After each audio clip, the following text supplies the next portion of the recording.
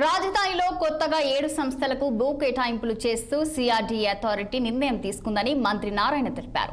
గతంలో 64 సంస్థలకు భూములు కేటాయింపులు పూర్తి కాగా తాజాగా ముఖ్యమంత్రి చంద్రబాబు అధ్యక్షతన జరిగిన సిఆర్డీఏ అథారిటీ సమావేశంలో మరో 7 సంస్థలకు కేటాయింపులు చేసినట్లు తెలిపారు. అథారిటీలో ముఖ్యంగా కొన్ని వర్క్స్కి టెండర్స్ ఏదైతే ఇచ్చారో దానికి సంబంధించి యాక్చువల్గా ఫైనల్ అప్రూవల్ ఇచ్చారు.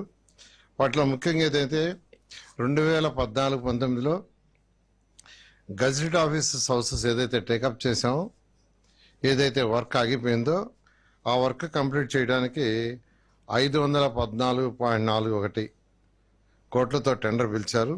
దానికి ఈరోజు అథారిటీ పర్మిషన్ ఇచ్చింది.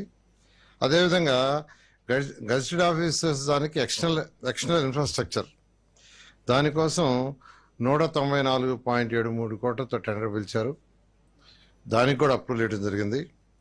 అదేవిధంగా నాన్ గజెట్ ఆఫీసర్స్ అవి 9 టవర్లు, ఆ 9 టవర్లకి 506.67 కోట్లతో టెండరు ఇచ్చారు. దానికి కూడా యాక్చువల్గా అప్రూవల్ ఇచ్చారు. అదేవిధంగా నాన్ గజెట్ ఆఫీసర్స్ మరొక 12 టవర్లు ఉన్నాయి. వాటి ఇన్ఫ్రాస్ట్రక్చర్ సింధూర్ ఆపరేషన్ పై